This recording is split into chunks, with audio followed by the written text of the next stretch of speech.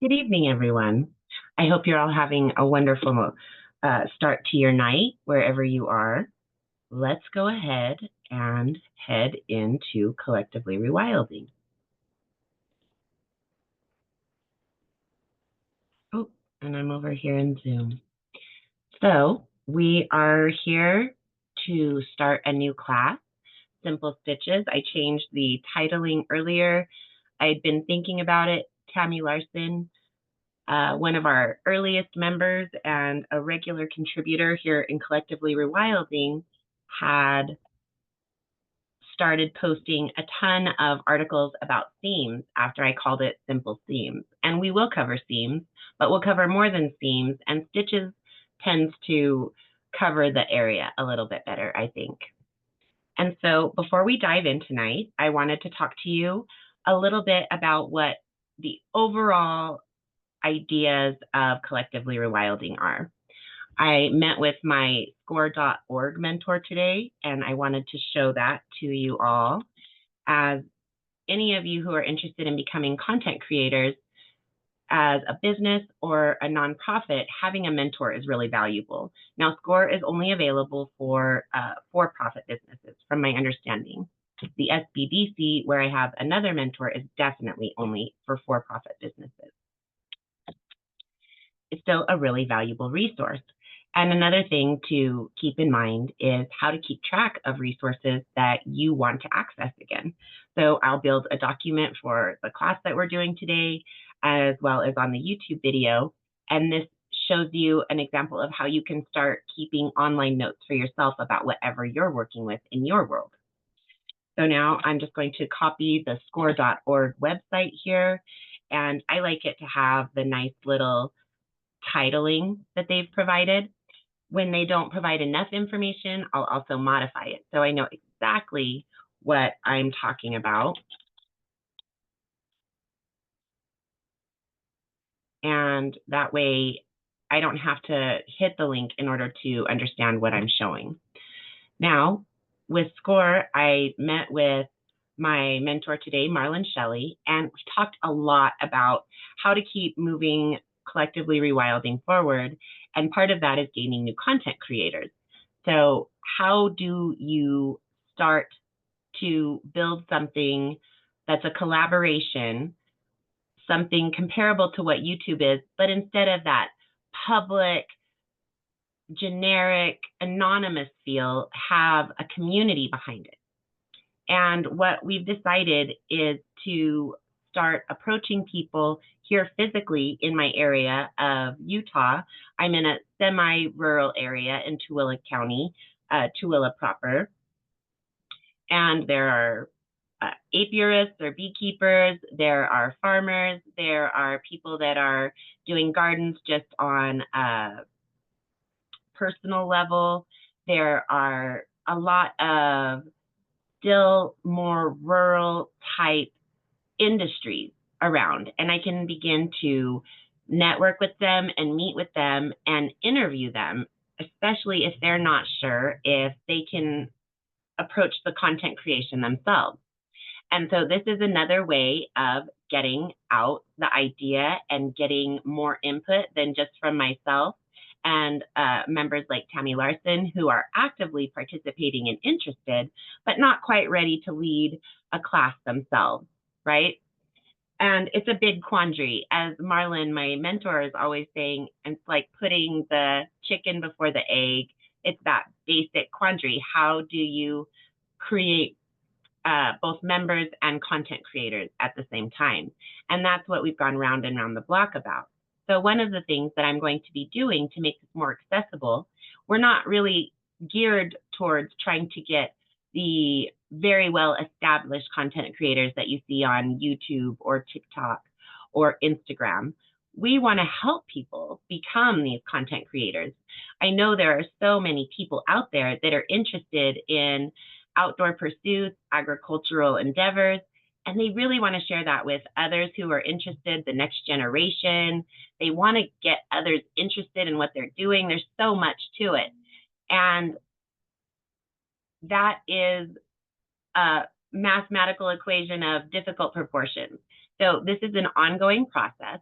And one of the ways that I can best assist people who are not yet established content creator, established content creators, is to provide the resources and the support to help them get ready and then establish themselves slowly as content creators. I've been putting out various forms of content for probably around a decade now. And still, as I approach further and further into that world, I too come across difficulties. So I had not intended to come to you from my computer and my computer camera tonight. I had wanted to come from my little video camera that you see here. And I wanted to actually sit in these chairs that are over here. You just can't quite see them. And have my mending in my lap and have a more traditional sort of view or perspective of what a comfortable sitting would look like or setting for mending. And I don't have the cord I need. We even thought I had the cord I need, and I was going to flip my chair around and have it modified a little bit until the cord arrives tomorrow. However, I need an adapter to hopefully create another HDMI slot on my computer. Otherwise, I'm going to have to figure out how to turn my camera into a Bluetooth device so that it connects with my computer. And these are the kinds of situations that people are going to come across as they establish themselves as content creators. I've gotten lots of those pieces already installed, and I'll continue to build on those, as well as knowing if someone's ready to invest, the pieces that they can invest in to further what they're doing, right? And I say, teach while you build. I don't want to present a perfect background and a perfect example of what content creation looks like. I want to show people that as we're beginning that, there is a human element to that, and it's not going to be perfect. And we're all going to have moments where we struggle, have technical difficulties, have equipment difficulties, all of these things. And I want that to be a part of the experience that we share together here in Collectively Rewilding. I don't want any of our content creators to feel like they have to have this perfectly manicured, perfectly set up environment and presentation. I want us to all grow together as a community. And I think that that is a very difficult thing for people to present without an environment that supports that sort of interaction. All right.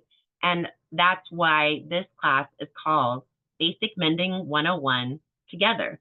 Because not only are we going to learn about how we want to best present our content together here in Collectively Rewilding, there are some skills that we may want to approach that we've never been able to find a mentor for that we want to do. So we're going to explore those together, watching other people doing the things that we want to learn. Yes, but the reason this is different is because then we're going to experience the difficulties that we have trying to implement what someone who has already gained that skill set is showing us. I think that a lot of people become stalled when they're trying to learn a new skill. They see experts putting it out there, and then their attempt doesn't have the same feel as that expert. And that is only the proof that you are learning. You cannot learn a new skill without making mistakes. And even those who are extremely experienced, I love to use artists as an example. Take Michelangelo or Georgia O'Keeffe. You know, they have these beautiful pieces that are out there that have been studied and visited, sometimes for hundreds of years. Georgia O'Keeffe is kind of starting to approach that, right? These people that put out these beautiful pieces, they always have thousands of projects that they've started and thrown away, moved on from, completely forgotten about and disregarded to get to each of those masterpieces. We all have learning, and that is a beautiful part of what being alive is. And I think that showing that a part of learning is having mistakes will help so many people out there who are wanting to learn the things that we know step into that world and make their own mistakes and have their own learning process. So that's just a little bit of an overview of the whole idea of what collectively rewilding is. This isn't about just myself rewilding and showing you what that looks like. This is about sharing the experience of doing the activity with the community that is the audience of collectively rewilding. Also, helping those who become interested and more skilled, even if they'd never intended to be a content creator, and they come in and feel this environment and start picking up skill sets and learning new pieces that they'd like to share. All of this, a growing family of members and content creators and hosts, a growing set of skill sets.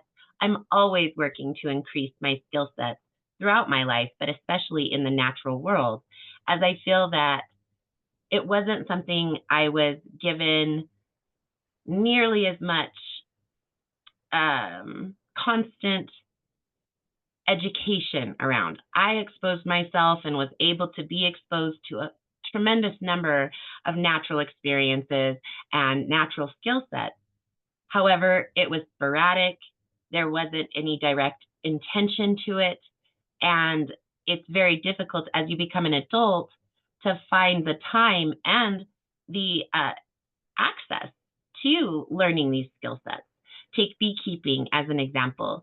I attempted for a little while to switch collectively rewilding over to a primary focus of beekeeping because it is a very loosely organized industry that is having some very severe issues that they all are facing together, and yet they're not talking to each other.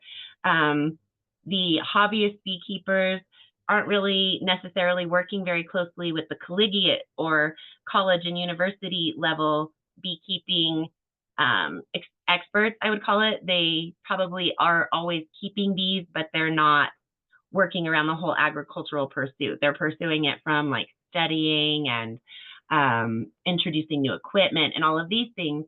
And those two groups don't talk to each other very much, and the hobbyists only talk to a certain amount of the people that they would be associated with. Then you have all the people that are making equipment for them and things, and nobody's really talking to anybody else. And I was hoping to offer this forum as an excellent place for them to focus and establish a community communication. However, I'm finding that it is a little bit, I don't want to say exclusionary in the way that we think about it today when, oh, we don't want women or we don't want minorities, that type of exclusionary. It's that they don't open up to interested parties very readily unless you want to approach it through the college and university level. And that's simply not approachable for all of us. It is something, though, that we have a lot of interest in as a collective, as a community, as a nation, and as a globe, helping beekeepers, possibly becoming beekeepers, planting things that will help bees, bumblebees, wild bees, pollinators, monarchs. This is a global thing that people want to be involved in. And so we're going to do it together. I'll eventually be moving towards a beehive. At first, I'm actually going to start focusing on the native pollinators, being bumblebees, the honeybees. Yes, they are here, and they're not native, but they still are a part of the process and have been for hundreds of years now, probably around 300 years. There's started being more and more honeybees on this continent. And so wild bees, bumblebees, honeybees, of course, monarchs, and things like wasps and yellow jackets and hornets. And it's really interesting when you talk about pollinators. I'd love to have you all check out this super cute article about these endangered wolves. And they have a sweet tooth, and they have to do some studies to officially designate them as, yes, a part of the pollinator community. But I think you'll agree if you look at that picture. Let me see if I can make it a little bigger for you all. Here we go. Oh, it just clicked onto the article and made it bigger. I apologize. I wasn't prepared for that. I was ready for it to turn into a picture. Let's see if I can make it larger. Okay. As you can see, I think that muzzle is pretty well covered in pollen, and they documented many of these wolves going to multiple plants in the same time period, and a certain female wolf that went back 30 different times over the length of their study to eat the pollen out of these very pollen-filled plants down in, I believe, South America. Can't remember where. Ethiopia. No, definitely not down in South America. Ethiopian wolves. All right. Really cute. Super fun things that we're discovering about nature all of the time. Another part of what we talked about was the fact that we're trying to take a technological resource and through that work at skills that are removed from technology. And I think that that is a big part of what collectively rewilding looks like for the globe. That's what I call it. That's the term I apply to it. And yet I think that many, many peoples across the globe are working towards that same concept. Incorporating old world, old traditional models of varying things for our community, agricultural models, and also incorporating new technologies in order to further increase the effectiveness of some of these old world traditions that we've moved away from, in my opinion, largely to our detriment. So a good example outside of the things we've talked about here with soil, and now we're going to talk about mending, a very basic hand mending. We may approach sewing machines.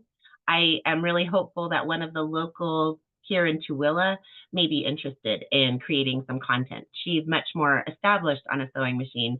Myself, I would be, again, starting with the basics with you. Now, when it comes to hand stitching, I'm not a beginner. I'm about an intermediate in utilizing techniques that would come to fabric and hand stitching. So I will still be gaining more expertise as we go along, but I am a little bit more of a resource in regards to actual experience. Whereas when we do something like beekeeping together, we're going to brand new start it off together. And that's going to be something that we're going to play with a lot as we go forward in collectively rewilding, and that I will encourage for future content creators to play with as well. All right, so tons of fun things, tons of ways to interact and look at how we interact from the softer to the more in-depth, and how collectively rewilding will be here to support all of our hosts and content creators, as well of course, sharing all that beautiful content with our members. All right, everybody. So let's see if we're going to be able to do much of anything with the setup that I do have. I have this little camera on my screen, and I'm going to try to share my desk platform back here.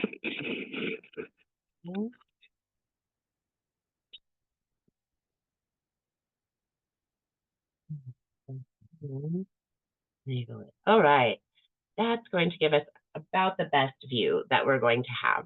So we'll revisit this lesson probably in a month or so. I will have the proper equipment to set up wherever I really need to with the secondary camera that has more options for tripods or hand holding or all of these different things so that we can get a better perspective when we're doing close-up work. All right, but that is one of the things that we do want to show here in Collectively Rewilding. Let's not stop. Let's keep moving forward as we get better and better at all of these different parts that involve sharing our skills with other interested people in our community. All right, so what we're going to be working with today, my favorite part, this is the part that we've been talking about a little bit here actually in the community, are these pack buttons. They have a variety of names. I don't know that there's officially a full name. And we're going to take one of these gold star buttons and replace it on a pair of jeans that the button broke on. right? So you want to make sure that you have the tools that you want. It's a little bit like, now it's going to cut off my head. Let's see. I wonder if I place this up a little bit higher.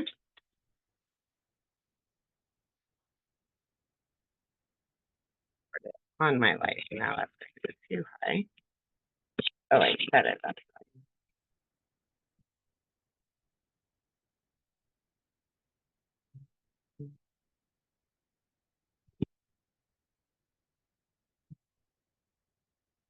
Right up.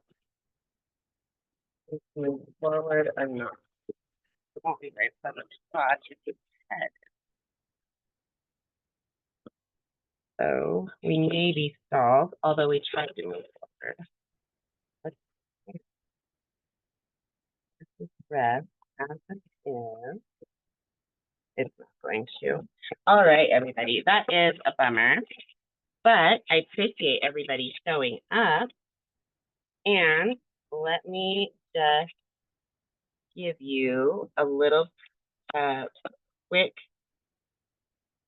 example of the equipment that I'm going to be getting to move forward.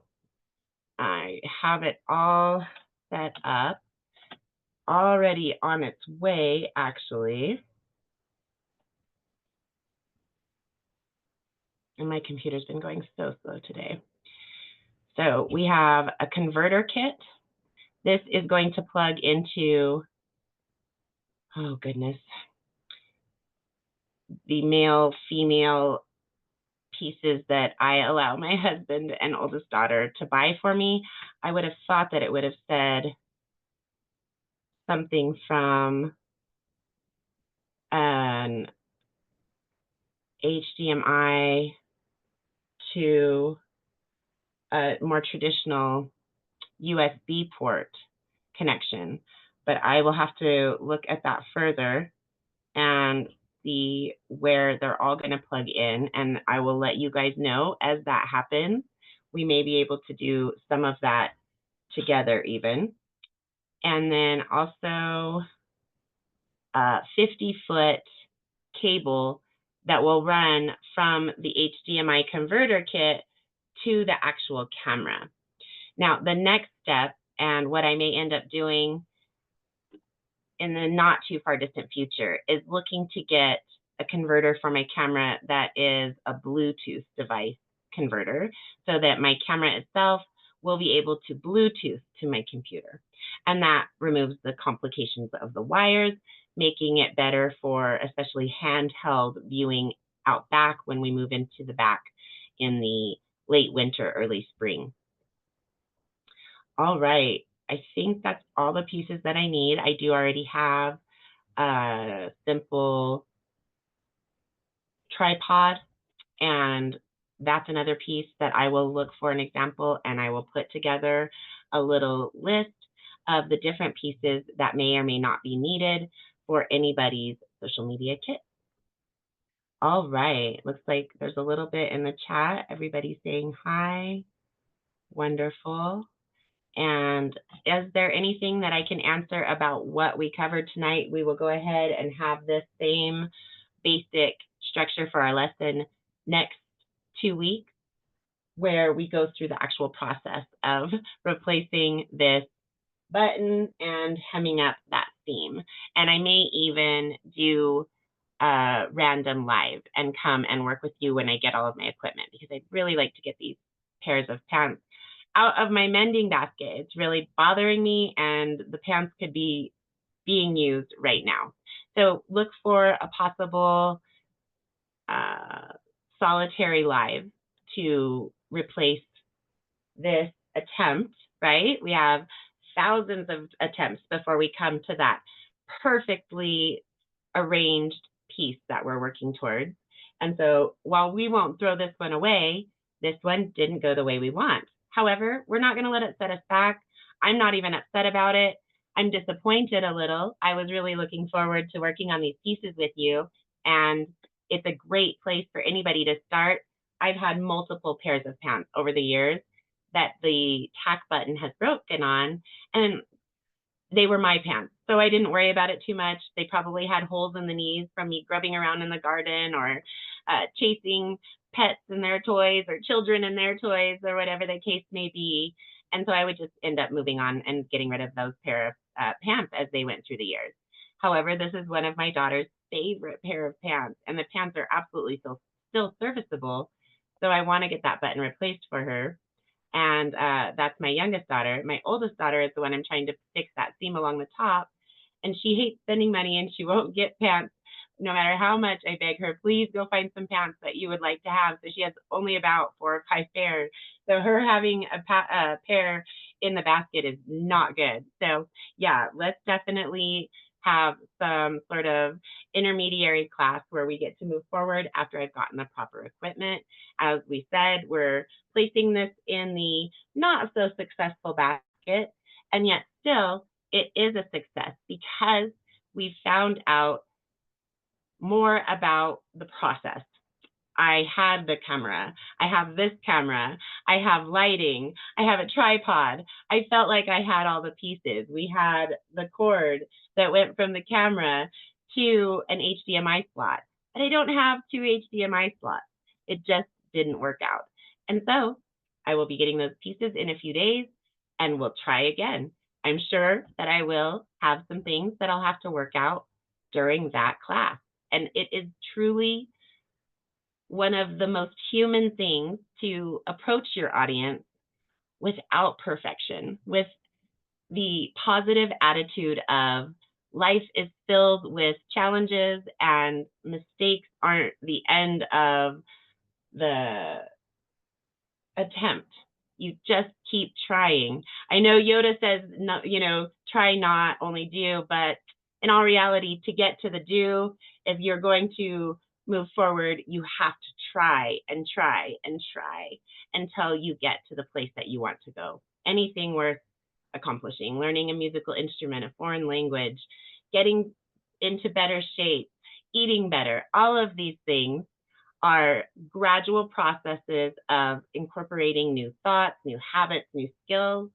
And so showing the human side of oneself and allowing a mistake to be something that you can laugh about or simply move on from is a huge part of what we'll focus on here in Collectively Rewilding.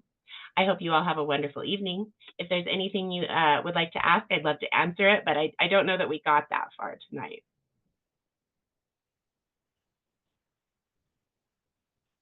All right, everybody. Thank you all so much for coming.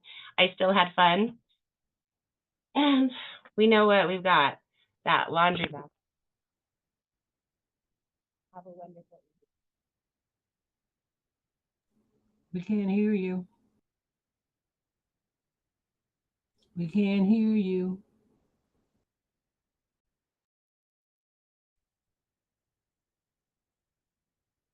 Hear me now? Yes, now. Now? Okay. So I guess we missed all of that. I apologize. Thank you for speaking up there, Ethel. When did it cut out? When you start playing with that camera. Oh, no. Oh, well, that's a bummer. Well, this What's when that? you adjust it to show us your basket. Oh, just this last time Yes. when I moved it. Oh, good, good. That again, that's what we have to deal with, right? We aren't looking for perfection. We're not having the ability to invest 50,000, 100,000, $1 million into what we're doing, but we still want to get out there and we still want to share what we know and we still want to acquire new skills, whether we can access some of the more expensive options that are available to us or not. To approach beekeeping through the collegiate level would be hundreds, if not thousands of dollars, and attending all of the classes for all of the different things that just I would like to learn over the course of the next 20 years would cost thousands and thousands of dollars. So we want to create an environment more like Udemy or Coursera, that we are not having to break our pocketbook in order to continuously be acquiring new skills and community and in our own areas, possibly mentoring or being mentored in your own physical region. So thank you all again. Thank you, Ethel, for letting me know that you guys couldn't hear me. And I hope you all have a wonderful evening. Good night, everyone. Good night, Sabrina. Good night, guys. Thank you all.